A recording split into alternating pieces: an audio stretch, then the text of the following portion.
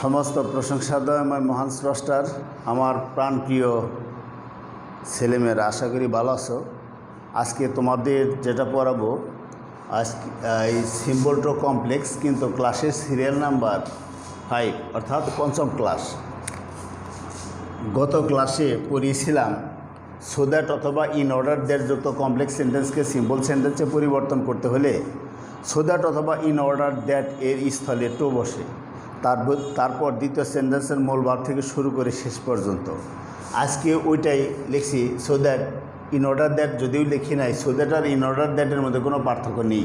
তবে so that অথবা in order that যুক্ত কমপ্লেক্স সেন্টেন্সকে সিম্পল সেন্টেন্সে যদি পরিবর্তন করতে চাও, তাহলে ওই সো দ্যাট বা ইন অর্ডার দ্যাটের পরিবর্তে যেখানে তুমি টু ব্যবহার করতা, ওই ক্ষেত্রে তুমি ইন অর্ডার টু ব্যবহার করতে পারো।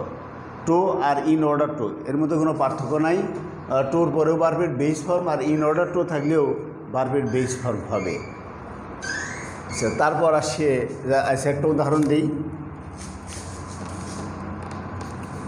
হি works hard.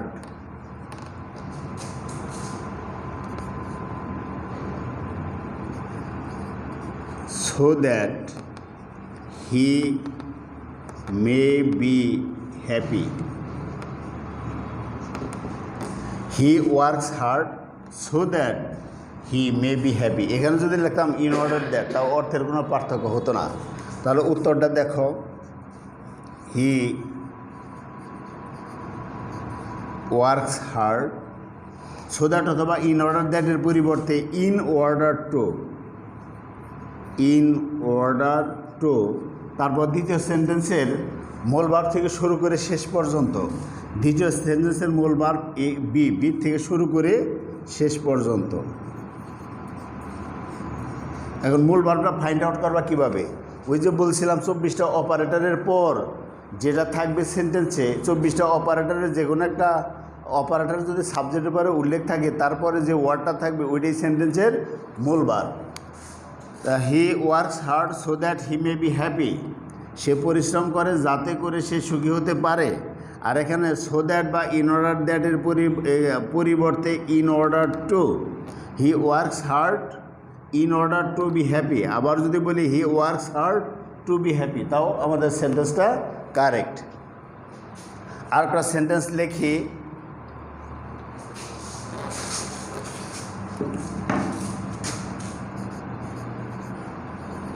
we eat so that we may live. আমরা খাই যাতে করে আমরা বেঁচে থাকতে পারি। আর এটাকেই ওইভাবে লিখবো আমরা, we eat so that অথবা ইন অর্ডার দ্যাটের পরিবর্তে in order to live, so that এর পরিবর্তে in order to অথবা টু ব্যবহার করতে পারি। আর এই সাবজেক্ট তো একই, সাবজেক্ট বাদ, সাবজেক্ট নাই, অপারেটর নাই, তাহলে কী দাঁড়াইল? We eat in order to live. আমরা বেঁচে থাকার জন্যই খাই বা খেয়ে থাকি। তারপরে এসে আমরা পরে কী লিখছি, হোয়েন হোয়াইল যুক্ত কমপ্লেক্স সেন্টেন্সকে সিম্পল সেন্টেন্সে পরিবর্তন করতে হলে হোয়েন হোয়াইলের পরিবর্তে গত ক্লাসে বলছিলাম অ্যাট দ্য এজ অফ, যদি বয়স উল্লেখ থাকে অ্যাট দ্য এজ অফ, আর যদি কাজ উল্লেখ থাকে অ্যাট দ্য টাইম অফ। আচ্ছা, অ্যাট দ্য টাইম অফ এখানে দুইটা ক্ষেত্র আছে। এটা হলো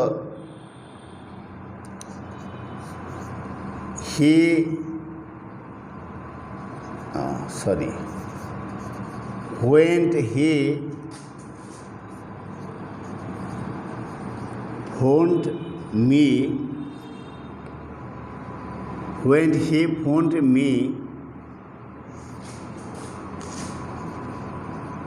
I was eating. When he phoned me I was eating. এখানে এই সাবজেক্ট আর এই সাবজেক্ট এক নয়। এক যদি না থাকে তখন আমরা কি করব? এক না থাকলে তখন আমাদের করতে হবে এই সাবজেক্ট, আর এই সাবজেক্ট যদি এক না থাকে তাহলে সাবজেক্টটা আমরা উঠাইতে পারবো না। এখন আমরা এইভাবেই লিখতে পারি, at the time of my eating he hold me. আর এই সাবজেক্টটা যদি ইমপার্সোনাল হয়, অর্থাৎ পার্সন নয়, ইমপার্সোনাল বলতে সে পার্সনের মধ্যে পড়ে না, বস্তুর মধ্যে পড়বে, তখন সেই ক্ষেত্রে সাবজেক্ট আর থাকবে না, এই সাবজেক্ট তখন উঠে যাবে ইমপার্সোনাল সেন্টেন্সের ক্ষেত্রে। দেখো তার একটা উদাহরণ দিই।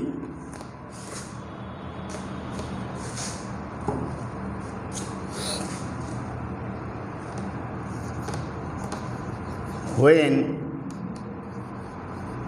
it was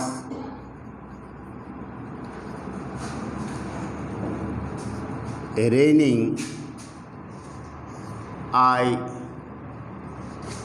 went out.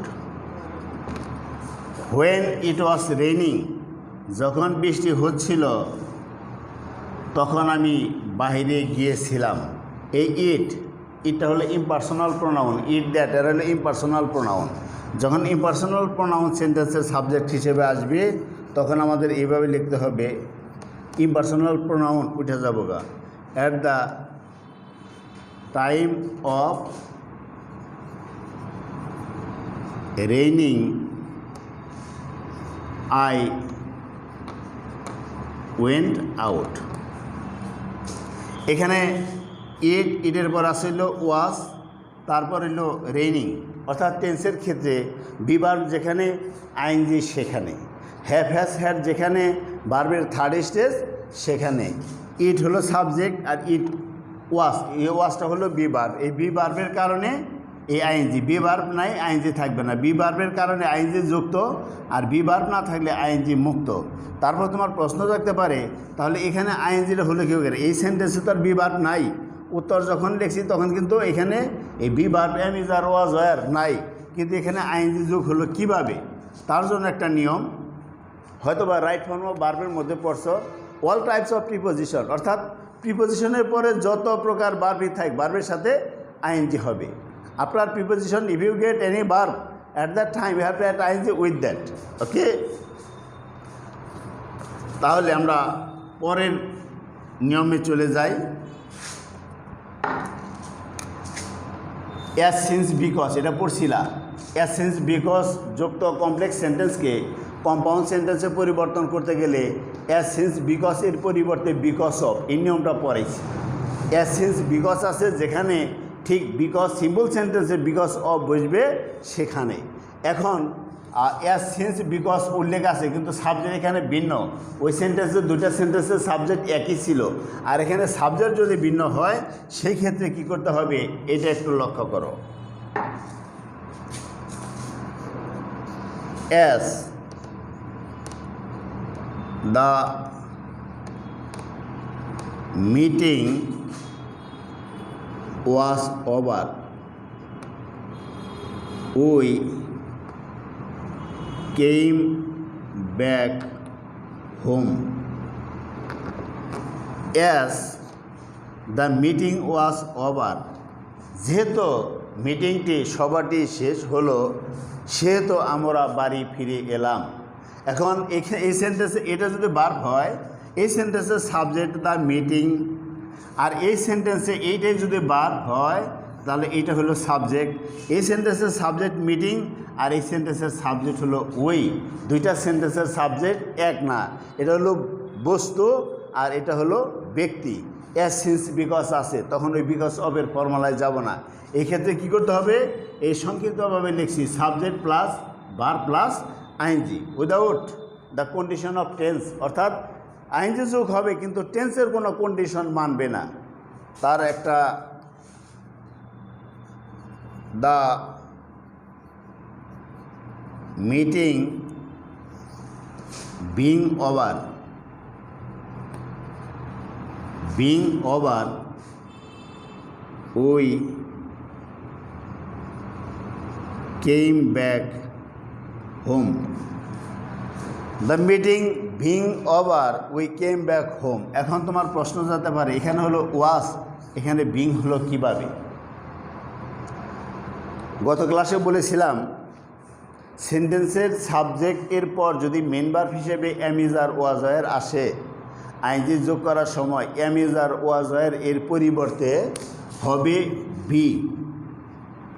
M is are was were এর বেস ফর্ম হলো বি আর তার সাথে আইএনজি।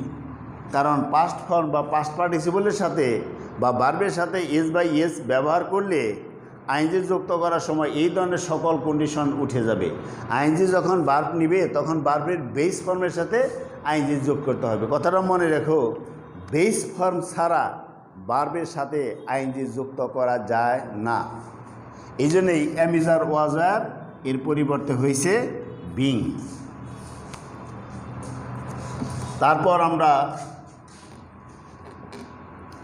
দেখি who whose that. Who whose that যুক্ত কমপ্লেক্স সেন্টেন্সকে হু হুইজ দ্যাট যুক্ত কমপ্লেক্স সেন্টেন্সকে সিম্পল সেন্টেন্সে পরিবর্তন করতে গেলে এই নিয়ম, আগের অংশ ঠিক থাকবো, অবজেক্টের পরে ভার্বের সাথে আইএনজি যুক্ত করতে হবে। যেমন we saw some boys who were playing cricket. We saw some boys who were playing cricket. এই সাবজেক্ট এ ভার্ব আর এটা হলো সাম বয়েস অবজেক্ট। এখানে আছে কি হো, হতে পারে হু হুইজ দ্যাট, যেটাই থাক না কেন যখন আমরা সিম্পল সেন্টেন্সে পরিবর্তন করব তখন হু হুইজ দ্যাট তো উঠে যাবে। দেখি উত্তরটা কীভাবে লেখা যায়। We saw some boys who whose that উঠে যাবে, রইল কি ওয়ার। লেখছি কি বার প্লাস আইএনজি। এখানে বি ভার্বের কথা উল্লেখ নাই, আছে বার প্লাস আইএনজি। আর বার প্লাস আইএনজি বলতে এই মেন ভার্বের কথা বলা হয়েছে।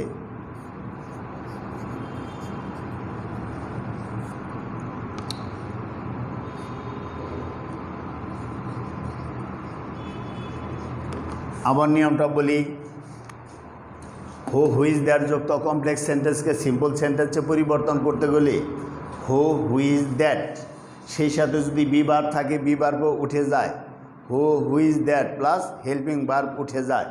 তাহলে হু হুইজ দ্যাট আমরা উঠাইলাম, হেল্পিং ভার্ব এখানে ওয়ার, তারপরে কি ভার্ব প্লাস আইএনজি। এখানে ভার্বের সাথে আইএনজি যুক্ত করাই আছে। আর যদি আইএনজি যুক্ত করা নাও থাকে তারপর আমাদের আইএনজি যোগ করতে হবে। কী কারণে? রাইট ফর্ম অফ ভার্বের আরেকটা নিয়ম আছে, পাশাপাশি দুটি ভার্ব থাকলে দ্বিতীয় ভার্বের সাথে আইএনজি যোগ করতে হয়। এই হলো একটা সি ভার্ব, প্লে ভার্ব। কাজেই পাশাপাশি দুটা ভার্ব থাকলে দ্বিতীয় ভার্বের সাথে আইএনজি যোগ করতে হয়। আর এখানে যদি লেখো প্লে, PLAY, এখানে যদি প্লে লেখো তাও কিন্তু সেন্টেন্সটা কারেক্ট হলো নিয়মের কারণে, এই সমস্ত ভার্বের কারণে এটা তখন হবে কারেক্ট। কীভাবে? ওই যে বারবার একটা কথাই বলতে হয় তোমাদের মনে করিয়ে দেওয়ার জন্য। 15টা কি থেকে 17-18টা ভার্ব আছে, যে dare, feel, hear, help, know, let, love, make, notice, need, please, see, tell, understand, watch. এদের উপর কোনো ভার্ব থাকলে উক্ত ভার্বের বেস ফর্ম হয়। সেই দৃষ্টিকোণ থেকে যদি আমরা ভার্বের বেস ফর্মেও রাখি, আইএনজি যুক্ত না করে এই সি ভার্বের কারণে, তাও আমাদের সেন্টেন্সটা কারেক্ট, ভুল হবে না। তারপর আসি আমরা this is why, that is why, which is why. This is why, that is why, which is why যুক্ত কমপ্লেক্স সেন্টেন্সকে সিম্পল সেন্টেন্সে পরিবর্তন করতে গেলে বুঝবে বিকজ অফ। এখানে আগে বলছিলাম সিন্স, বিকজ আছে যেখানে, ঠিক বিকজ অফ বুঝবে সেখানে। এখানে নিয়মটা কিন্তু একটু ব্যতিক্রম। এরা তো this is why, that is why, which is why দুইটা সেন্টেন্সের মাঝখান ব্যতীত এরা বসে না। এই this is why, that is why, which is why এরা সেন্টেন্সের প্রথমে বসে না। সাধারণত একটা সেন্টেন্সের মাঝখানে বসে, প্রথমে বসে না। কিন্তু যখন আমরা এই this is why, that is why, which is why এগুলোকে উঠিয়ে দিব, তখন বিকজ অফ বসাইতে হবে আমাদের সেন্টেন্সের প্রথমে। আর ওই তারপর যে সাবজেক্ট থাকবে, সাবজেক্টের পসেসিভ কেস পরবর্তী ভার্বের সাথে আইএনজি, তারপর এক্সটেনশন।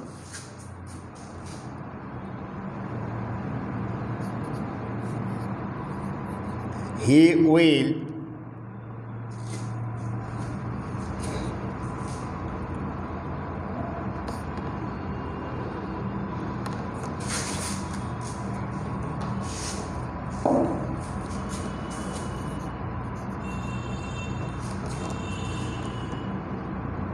she is a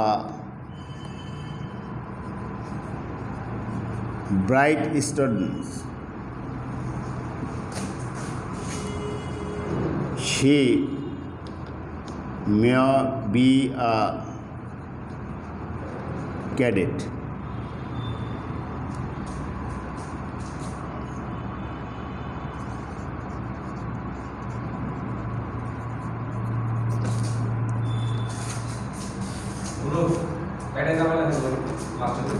हाँ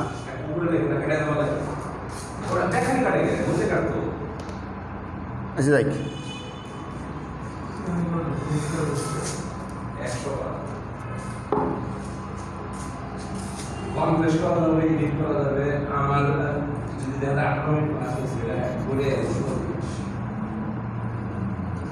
she is a bright student.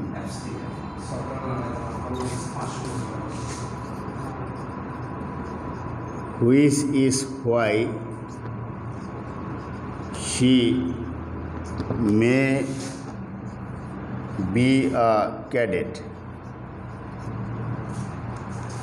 সেন্টেন্সটা দেখো, she is a bright student. সে একজন মেধাবী ছাত্রী। হুইচ ইজ হোয়াই, যে কারণে she may be a cadet, সে একজন ক্যাডেট হতে পারে। এখানে this is why, that is why, which is why সেন্টেন্সের মাঝখানে বসছে। যখন আমরা এই সেন্টেন্সকে সিম্পল সেন্টেন্সে পরিবর্তন করব, তখন সেন্টেন্সের শুরুতে আমাদের বসাতে হবে বিকজ অফ। এই this is why, that is why, which is why এর জায়গায় বিকজ অফ বসানো যাবে না। এরা বরাবরই সেন্টেন্সের মাঝখানে বসে। এদের পূর্বে যে সেন্টেন্সটা বসবে ওই সেন্টেন্সের শুরুতে আনতে হবে আমাদের বিকজ অফ। তাহলে উত্তরটা আমরা লিখি, বিকজ অফ। এখন সাবজেক্ট হলো সি, এর পসেসিভ কেস হলো হার, পরবর্তী ভার্বের সাথে আইএনজি। এমিং, ইজিং, আরিং এরকম তো হবে না, এর বেস ফর্ম হলো be. Am is are was were, এর বেস ফর্ম বি, তার সাথে ING. Because of her being a